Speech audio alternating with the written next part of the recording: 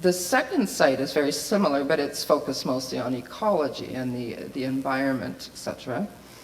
I also have another site that I didn't put in this, which I probably should have, that in the program I'm working in right now, we are working with an elder in residence. We've been doing this for about 3 years to make our curriculum more meaningful to Aboriginal students, as well as more appealing to Aboriginal students. And the other side of that is to make the program help the students themselves know how to provide care for various Aboriginal people, and to make the care more meaningful, and to promote self-governance, etc. So all of these issues kind of feed into this particular one as well. Because as you know, the relationship with the land is extremely important to First Nations people. And this particular site is a way that students can become involved in different aspects of environmental health. So some students have looked at, say, waste management within hospitals.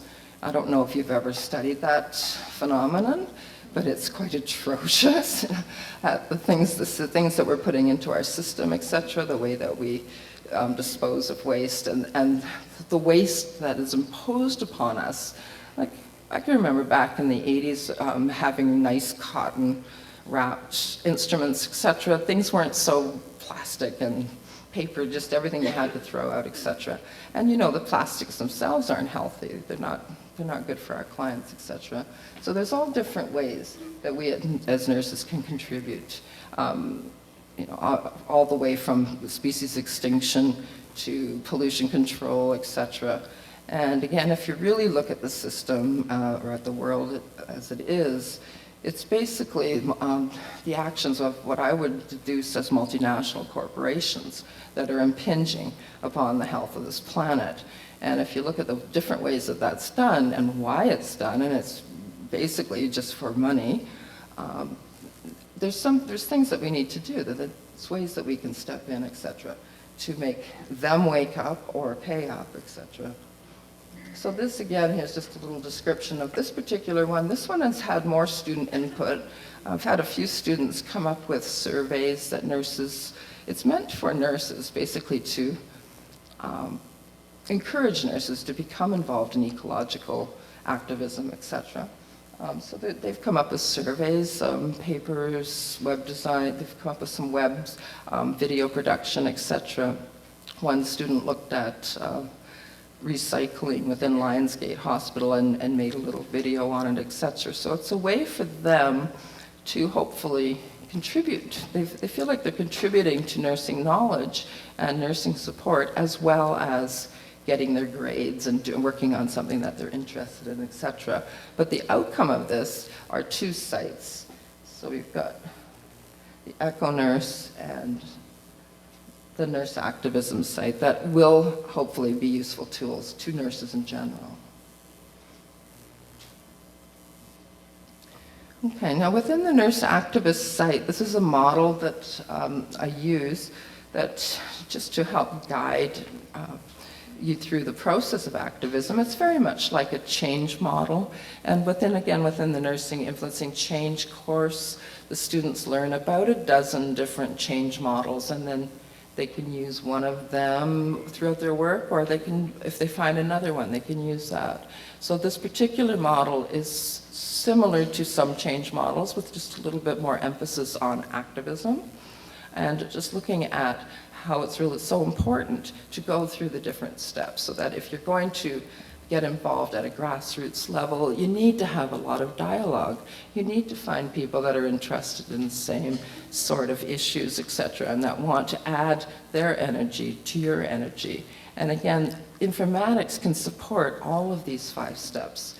I don't know if any of you have been involved in community of practices, or even right down to mailing lists, etc., where people talk about concerns maybe of a particular population of client, or about particular issues, etc. But dialogue is so important, and it's the first step to moving towards activating a change, etc. Then moving into brainstorming, and again, brainstorming together or individually, and then bringing that individual brainstorming to the front, and grouping together, then moving to reflection on what's been decided and what should be done, etc. Reflection is such an important part of any endeavor in nursing, which then can lead to praxis, which again, if you remember, I defined as reflection in action, reflection on action, and reflection for action.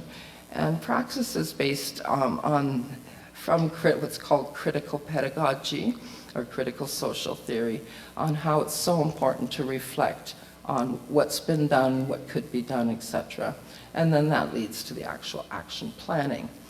Now, as you can imagine, and that's just getting to the planning stage, the actual action plan and going through the whole process, whether you're launching a campaign or lobbying the government or supporting a neighborhood garden, community garden, whatever it is that you are working for, that it's planned out accordingly. I better keep my eye on the time here.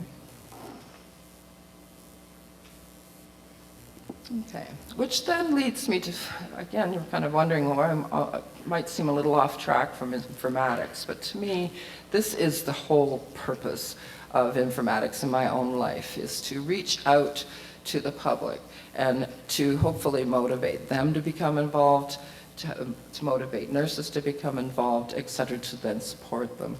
So there's so many different ways that we can use the media, and I'm sure you've seen many of them yourselves. There's just causes coming left and right and center probably at you within your email box, or if you are on something like Facebook, there's all these causes you can support, et cetera. But then there's also some really good, wonderfully launched web campaigns, and again, the BCNU is probably forefront in that. Amnesty International as well, they have some really well done campaigns. So these little diagrams that I made are just supposed to illustrate what we call Web 2.0, where we can now use, at one time when I first started to work with the web, and I still do it, I had to code everything in HTML and cascading style sheets, etc., and code it all, and I teach my students that. And I have to tell you, I just had a class in nursing inquiry, and there, I don't know, about half a dozen of them just hated it. And they just said, why do we have to learn how to make a website? You know, when am I ever going to use that in nursing? Nurses don't do websites. Like, they were quite adamant that this was not proper and was not going to serve them. Though a few of them, after a while, after they made the website and featured the issue that they were really passionate about, said, yeah, I can do something that looks professional. I think that was really what worried them, that it wasn't going to look professional. It was going to look kind of homemade, etc. Or it wasn't going to be good enough to be out there on the web. And they really felt good about, because some of the issues they tackled were things like human trafficking, really harsh, heart-wrenching issues, and really looking into that, and what kind of message do you want to put out to the world to wake them up, to say, hey, this is happening right here in your neighborhood, this is happening right here in Vancouver, etc. We need to do something about this. That really brought them through a whole process.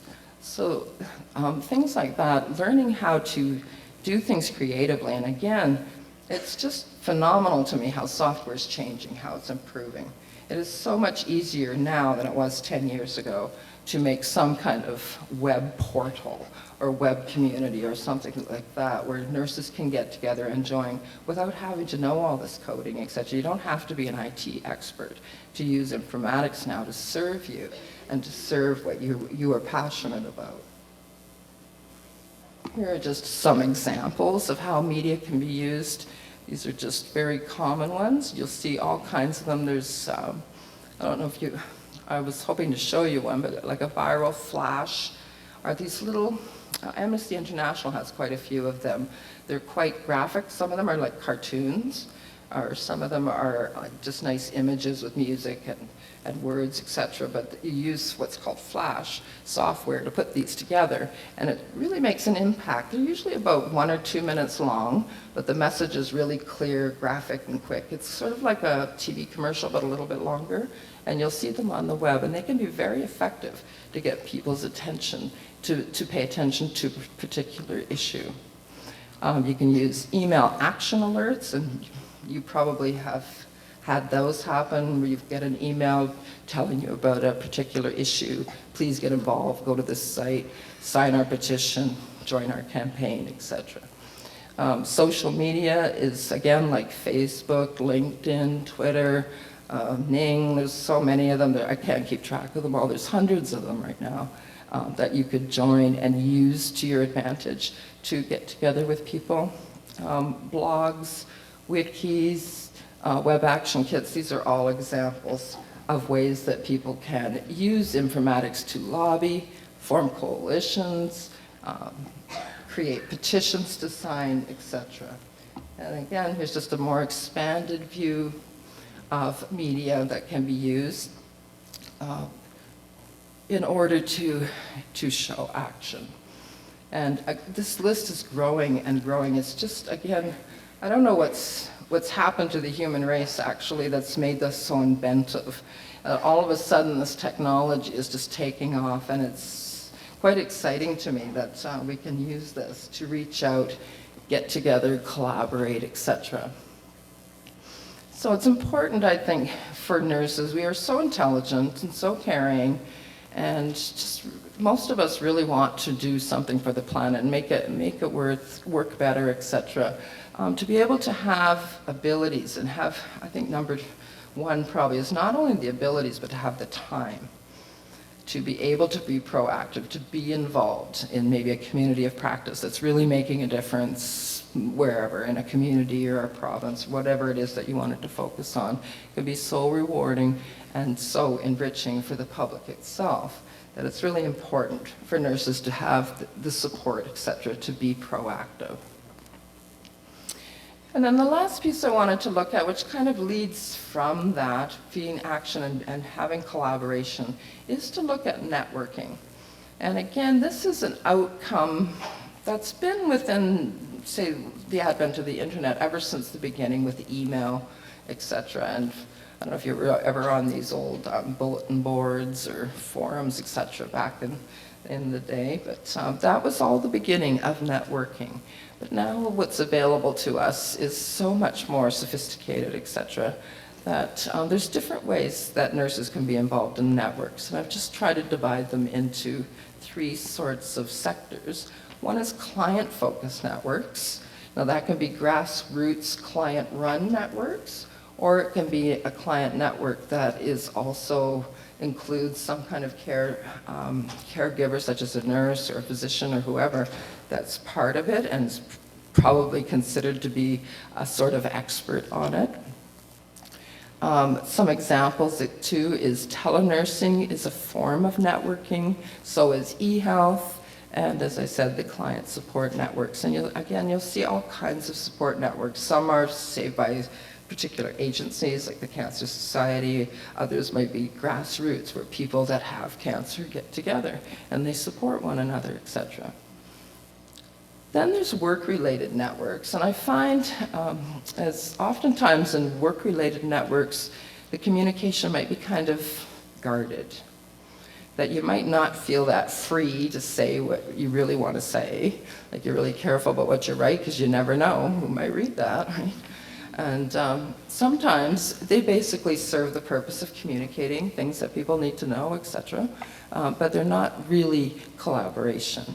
And then there are what's called virtual social networks, where sometimes people can join a network where people really are a support to you, not only emotionally or psychologically, but career-wise, etc. And I'll look at that in a second.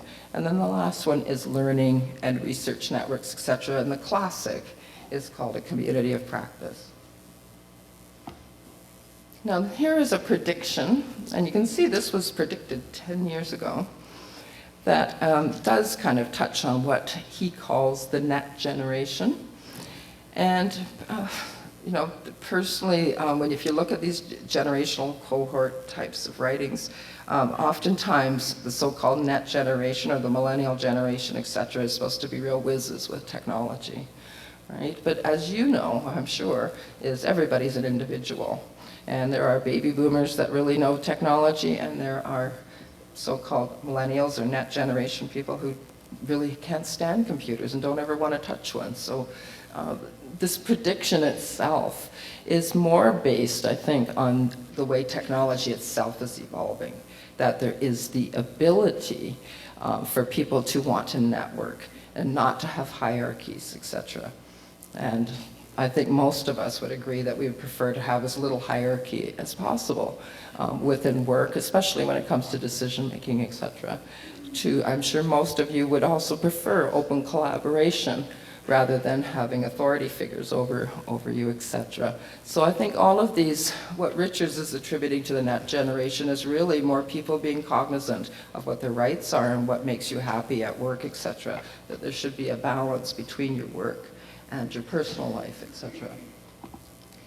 So this is just supposed to just show that we can actually make global sorts of connections. It doesn't have to be just local. I don't know if any of you belong to a virtual social network, but they say there are groups. I belong to one that's a global midwife group that is, there's midwives from all different countries that belong to it, and it's really amazing to hear their stories of how they nurse within Somalia, say, etc. So there's different ways that you can belong to different groups. And am I getting low on time here? Okay. So I'll just wrap up that this particular diagram just looks at some of the different pieces, the concepts that would go along with virtual social networks. And this particular quote by Bandura just talks more about what kind of things we can benefit from networking, etc. And then just a little link here if you wanted to have some more information. I do nursinginformatics.com is my own personal site that has quite a few writings, etc., and links to the activist site and the Echo Nurse site, etc. So I'm just going to wrap up there real quick because I'm getting really close to noon and I know you're all probably hungry, etc. So thank you.